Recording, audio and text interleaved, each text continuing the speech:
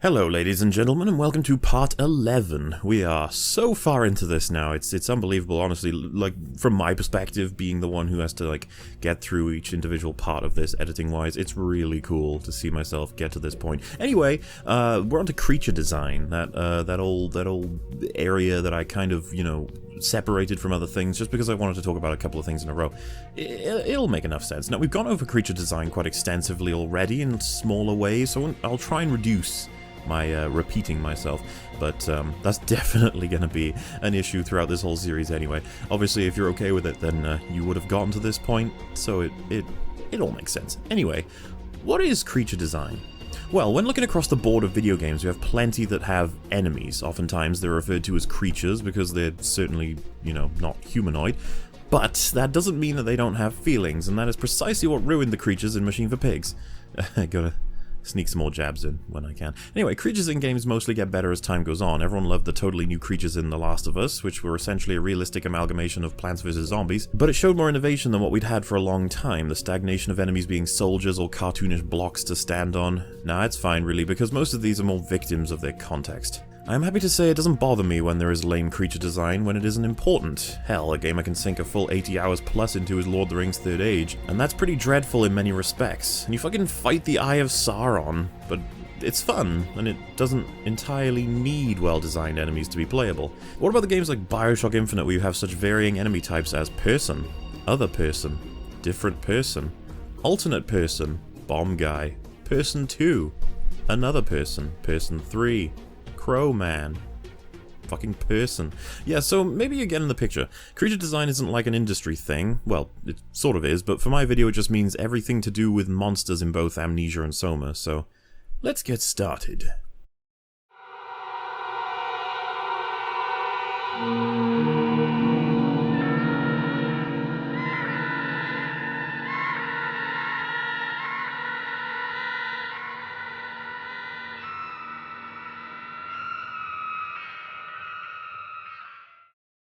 These motherfuckers, man. They're called grunts. They look like bits of body parts sewn together with clear elements stretched and morphed.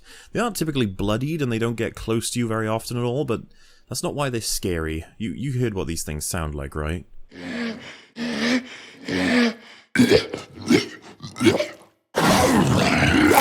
We haven't covered the most important thing that makes these guys scary, being the atmosphere, but that's okay because we're getting there. For now I can talk about how this shit works. These things have a very basic AI. They see you, they head towards you at one of 3 speeds, they walk, they shuffle, they sprint, they hit you for 1, then 1 again, and that's a dead Daniel. That's honestly about it. The rest of the presence is made with sounds, light, and sanity manipulation. It is this shit that made them scary. Honestly, the sad thing is that everybody was desperate to find out what they looked like anyway, because they did come across as so scary. Frictional had no choice but to make them relatively menacing. Next up is the K-Unk, which is literally more of an enemy type, like, you cannot see it in the game, but you can check out conceptual art. The point is more that it detects movement, that's how it works. Sounds are made, it goes towards them, very much like the graboids in Tremors. This makes the water monster really fucking scary. Just combine it with the atmosphere, the level design, the theme for the K-Unk, and, you know, that's what we're left with. I guess lastly is the Brute, who looks more like a half mechanical and half man enemy.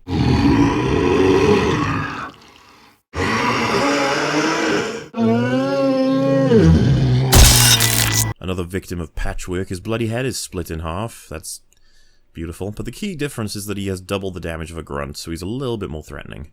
That about sums up the design for these guys. As I said before, it's the sounds that make them threatening, since they really aren't in much of the game. So first, the creature in the water, affectionately called Lurky here at Frictional Games, did not have a sense of sound. Later on we wanted to add it though, so the player could lure it away by throwing stuff in the water. When I added this, something unexpected happened. Lurky started following me. When you jump on the crate, it hears the sound you make when you land and it goes there to investigate. This was very fun emergent behavior, and I think it made him even more menacing. I also want to add that Lurker was kind of inspired by my favorite movie as a child, Tremors. I guess this early obsession might also explain some creatures in our older games. So I'm going to be completely honest with you guys, these enemies are relatively basic. They only needed to be basic to maintain the scares though, so it's cool. So why then does, like, all of the retarded reviewers of this site beat the fuck out of the monsters in SOMA? There's no argument here because SOMA has far better creature design than Amnesia, but is there an argument for whether or not they're terrible in general? Oh dear, let's find out.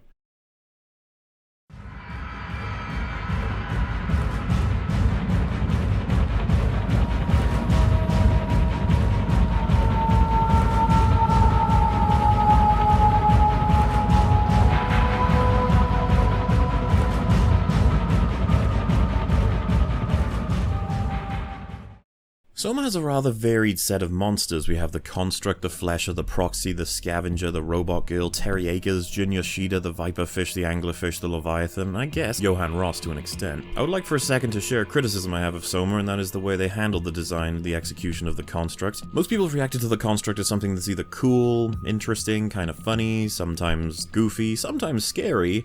So overall, it must be a misfire, because it's kind of like, you know, what was their intention? All of those things? The Construct is an interesting looking enemy, undeniably. It's essentially a helper drone that's been corrupted and given legs by the WoW. Probably has a brain scan on board, but it clearly isn't doing much for him in terms of progress. Anyway, when Amnesia introduced us to horror step by step, up in the ante of what was essentially one of, if not the best horror game in history, it worked perfectly. The first environment where you can actually be hurt by a grunt is whether or not you pick the guest room or storage in the second hub of the game, unless you sprint to him between the first two hubs.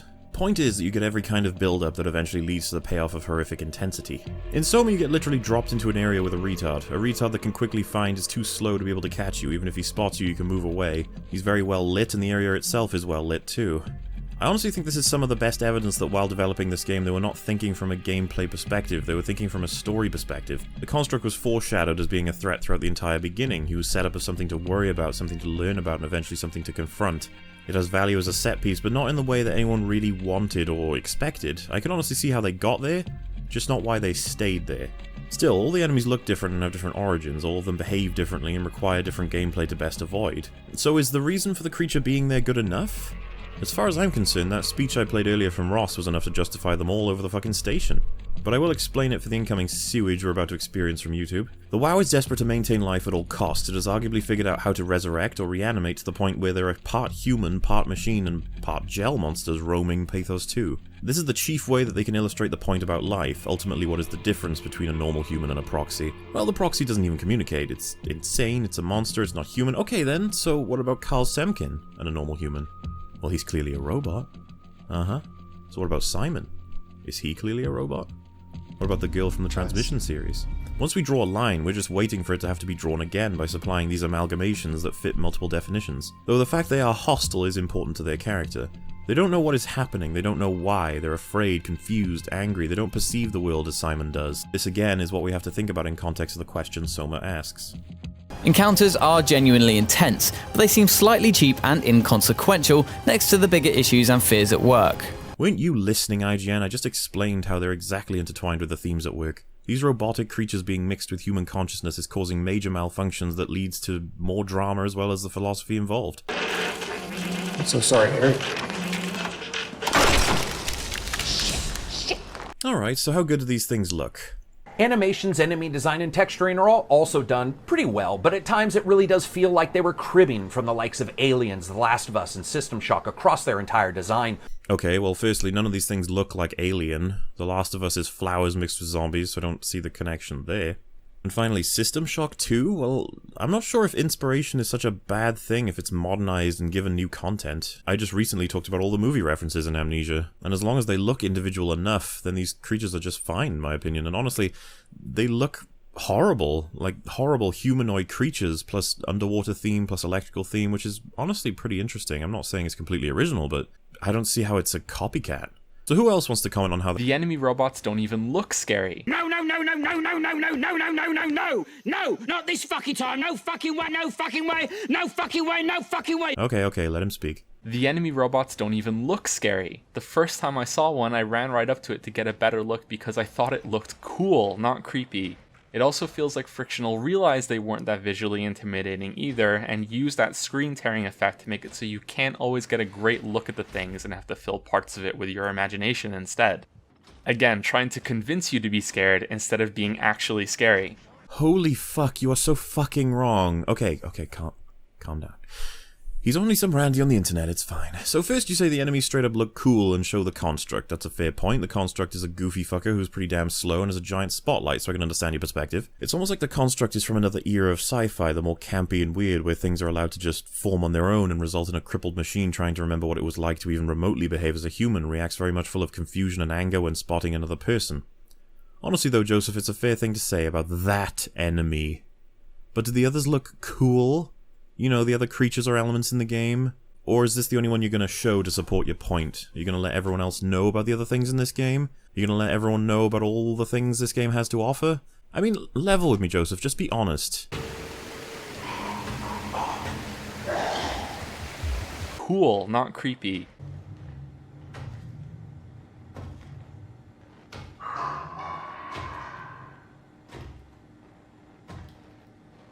Cool, not creepy.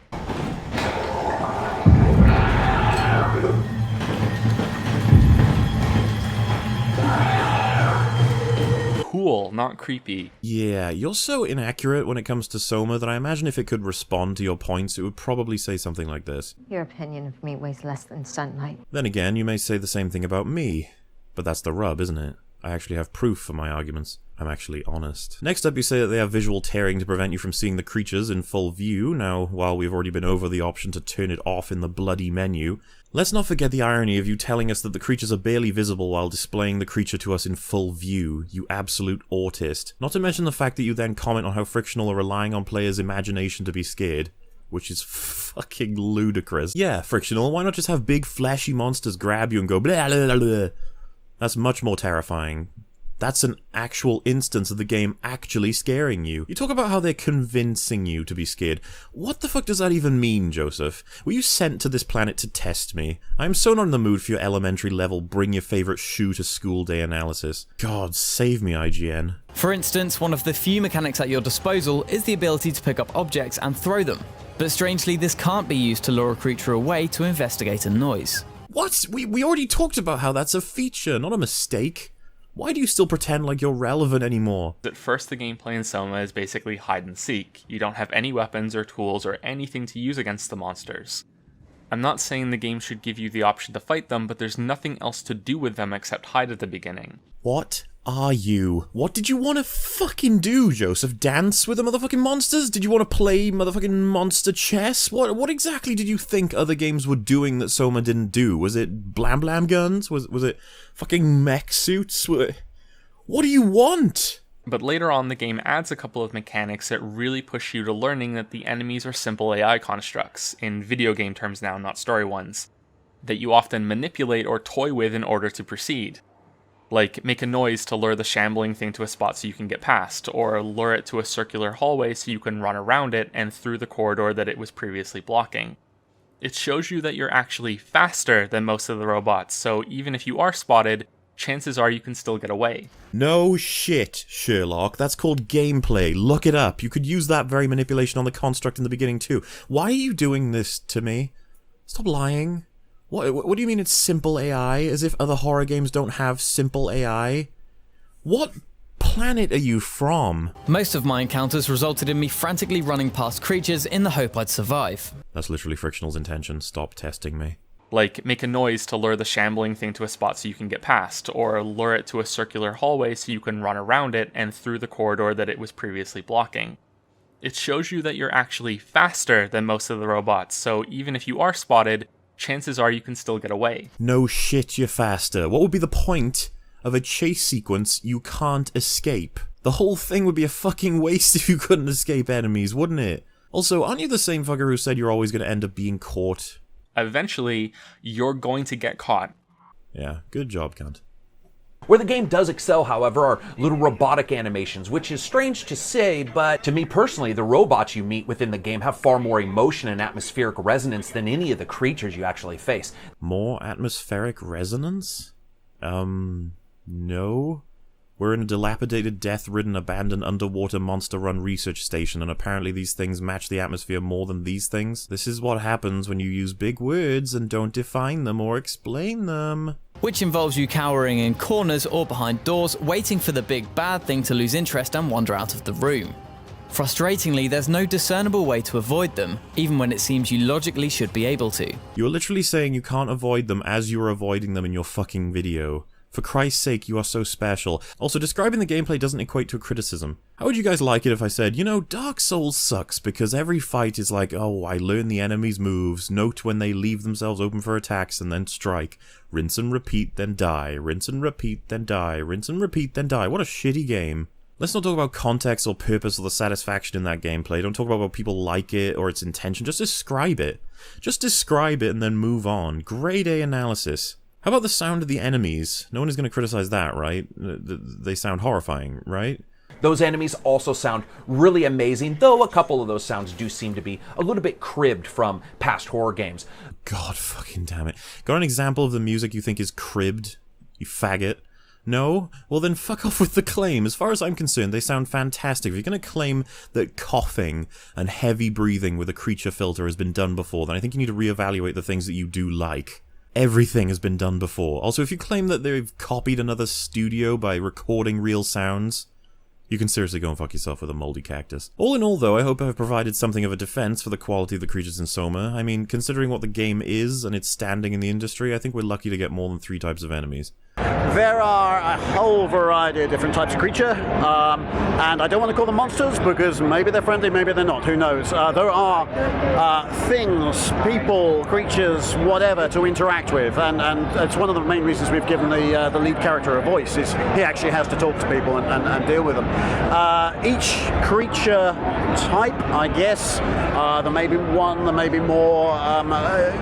You'll see lots of different things in lots of different places. As I was saying about setting it in some sort of reality, there's a good reason for each of them to be there. They have different abilities, different senses, and again, part of looking at the little sub-stories is to figure out how those things work. Doesn't have any of them overstaying their welcome. They barely even reuse the same monster twice. Though they all play by similar rules, they look and act diverse enough to really make every encounter feel fresh. I remember the very first monster vividly. Unlike the others, it's one that's almost begging to be looked at. It's a sputtering, steaming mess of a lovingly detailed biomechanical monstrosity lit up like a Christmas tree. It's a beautiful design. Well, pretty much it is about the variety. I mean, there are cases where you will do something which might cause a creature to spawn, but there are also, say in some of the outdoor levels there are creatures that they happen to be there. I mean, there's nothing you do to make them spawn. You might come across them doing whatever they do, and you know, if you get too close to them, perhaps they'll go after you. If you don't attract their attention, perhaps they won't.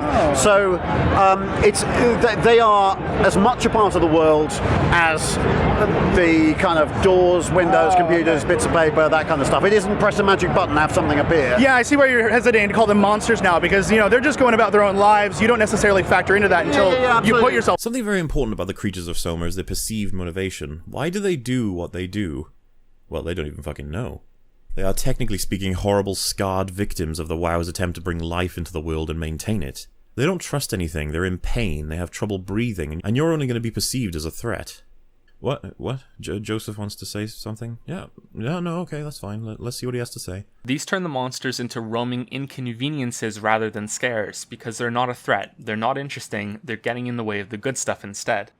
2 examples are the blind monster about halfway through the game that is in a dark room with a lot of stuff on the floor. The challenge here is to not trip over any of it so you don't make a noise. That's it. Really slow and boring. Joseph, who hurt you? Who dropped baby Joseph off the Empire State Building when he was a wee lad? You're doing the same thing you've been doing your entire video. Describe the mechanics, describe the resulting gameplay, then call it boring. If you ever describe it. Mate, this shit had me on every edge possible, knowing that any wrong move could summon that fleshy nugget to my location. I mean, as curious as I am to see how you look, to be proved.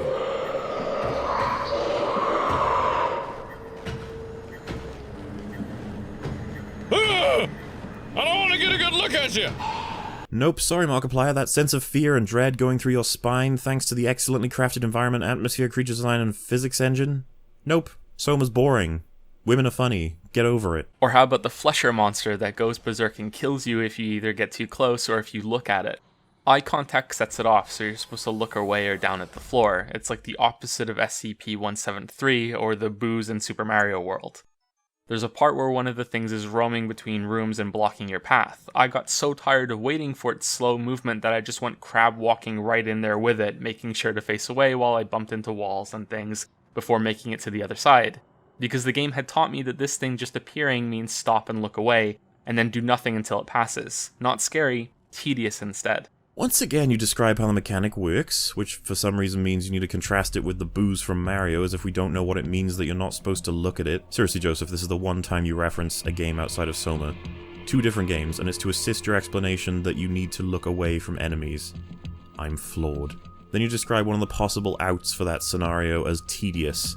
Mate, please tell me what you actually like in a horror game so I can tell you how wrong you are. Please tell me you like Five Nights at Freddy's. I will literally orgasm. No, your description of the Flesher is just straight up wrong. If you had listened to Catherine, you would have known at this point that the Flesher can only kill you if you continue looking at it. Similarly to how you did in your footage. You can survive being near it. The challenge here is to continue moving while reacting to wherever the Flesher spawns. Now, I'm happy to say that you aren't lying here. You're just an idiot who misunderstood the sequence, but I wanted to make sure, so I played this sequence again and abided by the no-looking rule, but allowed myself to get close, despite how intense the sequence is. And he literally filled my screen. He got extremely close, and I still survived, because I paid attention, and I played by the rules. It is something that you're not only incapable of, Joseph, but you didn't even understand plain fucking English. At the end here, you're also forced into an encounter with the thing that has the intended solution of running away, canonically proving that Simon is faster than them. Death being meaningless in horror games is not a problem unique to SOMA. It's a topic I'd like to explore in a future video because I think horror is the best candidate for some compelling experiences that couldn't be reproduced in other mediums. But it is a glaring flaw in SOMA that persists from beginning to end. Joseph, we've been over this. You're supposed to value your life intrinsically. You don't get punished in the same way as you do in other genres as you do in horror, because everything up to the death is the experience. As I explained before, Frictional, similarly to a lot of horror developers, don't actually want you to die. They want you to feel fear. And guess what saps fear? Dying a lot, having to restart, having to redo an entire section of the game. I don't blame you entirely though, a lot of reviewers have shared this perspective without thinking very hard. Appreciate the fact that when you die you don't have to repeat the last hour of gameplay, as if that kind of design is so much better. Frictional could have done that. It would have been easy. It also would have been shit. Also, don't think I didn't notice you say you're gonna make a video about death in horror games. That it's a problem that needs solving. Even if it was, I doubt you're going to have the fucking solution. What they need to do in SOMA is give the player a currency. For every step you take, you earn 1 water coin that you can spend at the local C-shop and buy electro guns. When you die, you lose your electro gun. This would be better because Frictional's failure is terrible, and this would be a success. Thank you, now please subscribe. No man, this is a perceived problem for you, and I swear to almighty Satan that if you do release that video, I will respond to it directly. Even if you get a hell of a lot more support than I ever will, it still pays to be telling the fucking truth. Also, you said that the chase sequence canonically proves that you're faster than the Flesher monster. You do realize, of course, that once again, being faster than a monster does not make it less scary. Being able to escape a monster does not make it less scary. It is simply a requirement in horror games since the developers want you to actually complete their fucking game, you gnome. Not to mention that you use the word canonically as like a gotcha, when it makes no fucking sense. This is a single Flesher. Who knows if you're faster than all creatures, or all Fleshers for that matter? I don't think canonically means what you think it means, Jojo. The game is sadly more successful with its jump scares, which aren't that common, nor are they that terrifying, which is probably a good thing. Jump scares are cheap and have a misleading name. They're more like jump startles, since that's all they're good for. They are successful in their jump scares, but they aren't common and they aren't terrifying, which is good because jump scares are cheap. I think I'm going to step away and let that statement cannibalize itself. Thank you for trying though, Joseph. So in conclusion, the creatures of both SOMA and Amnesia are exactly what the games needed them to be. They represent danger and fear, but also show us that they are victims themselves. That kind of depth and connection to the narrative is something that wasn't even necessary but still appreciated massively. The AI is simplistic, sure, but it has the most important parts nailed. The default roaming animations and sounds, a terrifying detection of the player in his pure rage when getting closer and closer to you. They have a minimalistic approach when showing off the monsters in Frictional projects, and that is always to their benefit. Amnesia understands that a monster stays scary the less you see of it, so if you ever hang around long enough to get a good look at the ugly Cenobite rejects, then your face will be torn off and repurposed as a tea cozy before you can say Cthulhu for Sargon. Ultimately though, any monster becomes a tad less scary when you figure out its AI, and since SOMA came out after Amnesia but held similar design principles, levels, it was pointed to immediately for not being innovative enough, and everyone figuring out how they work. Ultimately, this led to the monsters being perceived as a hell of a lot less scary, not to mention the glitches that led to that feeling. But I honestly feel like if you were to stay genuine, then you would have to admit that the creatures do indeed look scarier than the ones from Amnesia. They sound scarier. They have a creepier walk cycle, they connect to the narrative better than the creatures of Amnesia, and ultimately beat their predecessors in design in essentially every aspect, whether or not people can see it.